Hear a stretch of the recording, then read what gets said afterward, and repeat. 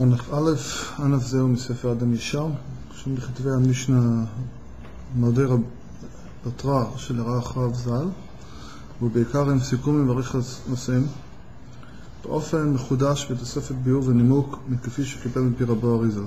This branch is from one of the three books that make up Etz Chaim, and that is from the last edition from the Rachav.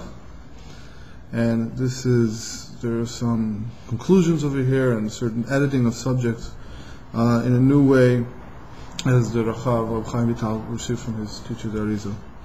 והדרושים כפי שקיבל והורשה לגלות בנושא הצמצום והעקר והעיגול ביושר הם כפי הדרושים שיש בספר הדרש וסברת סוס חיים. These sections that speak about the subject of the contraction of the light and the kav and drawing down the light afterwards, and the gulim and yosher, the encompassing lights and the straight lights, are in a way that they are in Sefer Drushim and Osos Chaim. אולם ביחס לענף זה ולענף ב' שהם מספר אדם ישר וכנען, לרוב שהיו יקרים בנחוצים לרחב ז"ל, לכן כאשר גנת ספר אדם ישר, שני ענפים אלו טל שם ממקורם וחיברו לספרי ישר הקדמות.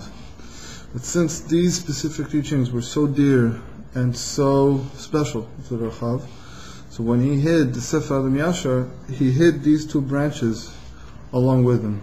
Later,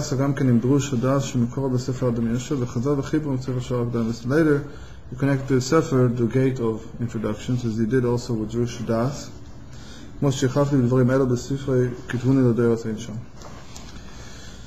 So, branch 1, Anaf Aleph.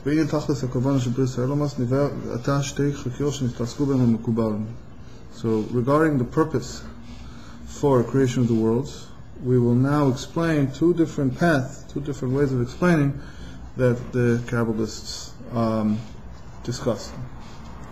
The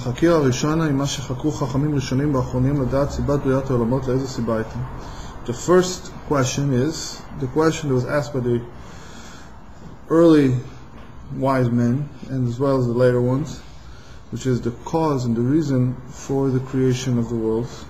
For what reason did God create the world?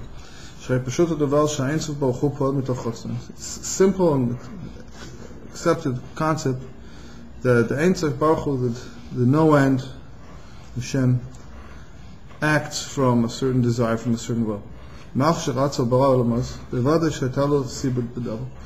since he wanted and created the world, certainly he had a reason to do it.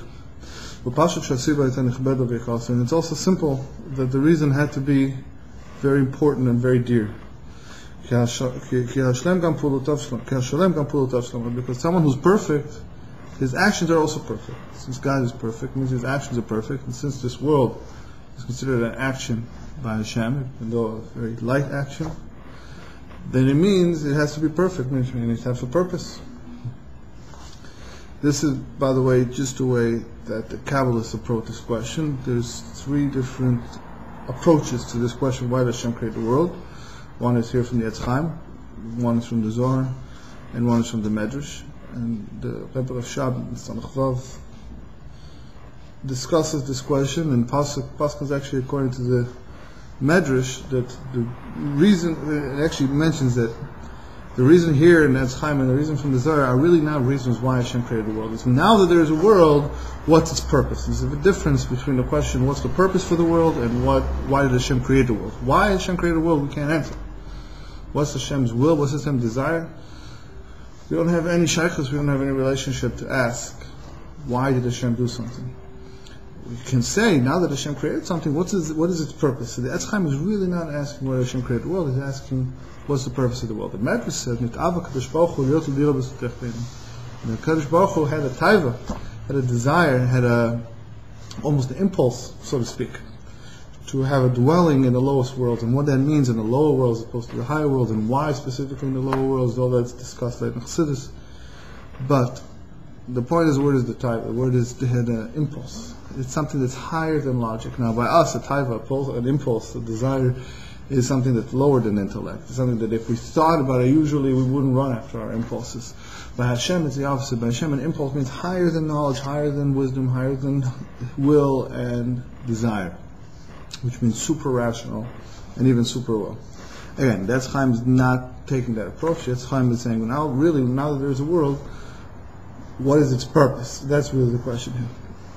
ואם כן מאחר לפשוט הדבר שהוא שולם בכל מיני השלמויות, גם לפני הבריאה, צריך עמנו לדעת מהי תכלית הבריאה. And therefore, since it's obvious that Hashem is complete in all the ways of completion, even before creation, so even before Hashem created the world, it was complete. So now we have to understand what is the purpose of creation. How is it possible that creation should add completion in something that was already complete? And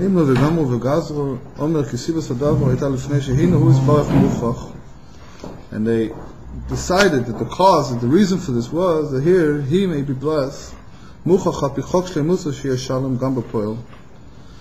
He is forced, so to speak, by the laws that he set into actions of his completeness, of his greatness, that he should be complete. Which includes completion in actuality, which means to bring from potential to actuality. In all his actions, in all his powers, in all his names of greatness and higher and highness and glory. And if he did not take into action or take into existence, bring from potential to actuality, all his actions and powers, he wouldn't have been called, so to speak, complete in the mouth of the Creator, from the perspective of the created. Not in his actions, not in his names, and not in his attributes.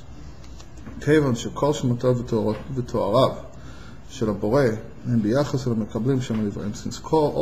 the whole concept of a name or a title to the Creator is only with respect to those who are receiving from Him, which is His created. And if there's no created beings that actually exist, not potentially exist, not could exist, not spiritually exist. Actually, spiritual is also it's also a reality. Therefore, his name has no meaning. If you have a name and no one can call you by that name, do you really have a name? Because they don't relate to anything that exists from the created's perspective. So again, we're talking about God creating the world from a perspective of the created being, of the world being here, us being here already, and our relationship to Hashem. It's not talking about Hashem how He is by Himself. Even moreover, there is a concept again that for Hashem to be complete, He has to come from potential actuality, and this is the Rachav himself mentions very clearly. This is within the limitation, within the context of these set of rules that Hashem Himself put into place. So He wanted to play by a certain number of rules. Why wanted to play by rules? He could play by totally different rules, and He desired His infinite wisdom and infinite will that this is how the world will be. So now decided this is how the world will be. He wants to play with the rules. To play by these rules, it means for Him to be complete, and for Him to be perfect as He is, for a manifestation, for a revelation of His completeness, there needs to be someone to receive from Him. And this is really the whole concept. How can there be someone else receiving from Hashem if Hashem is everything? And that's what we're going to get to later to speak about the concept of tzimtzum, the contraction, etc. Now, the Rachav here mentions three aspects: his names, his kinuyim, which really means nicknames, but also means attributes, at least translated as attributes, the kachos of his powers. Explains further. Hashem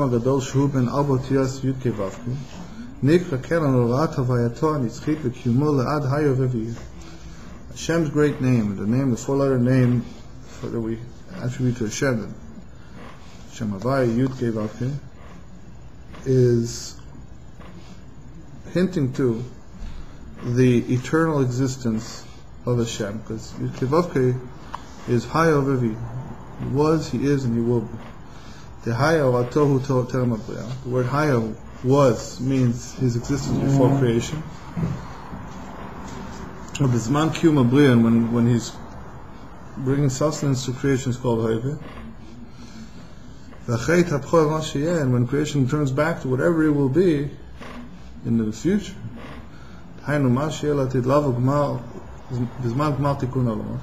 meaning what creation will be like in the future at the time, the rectification of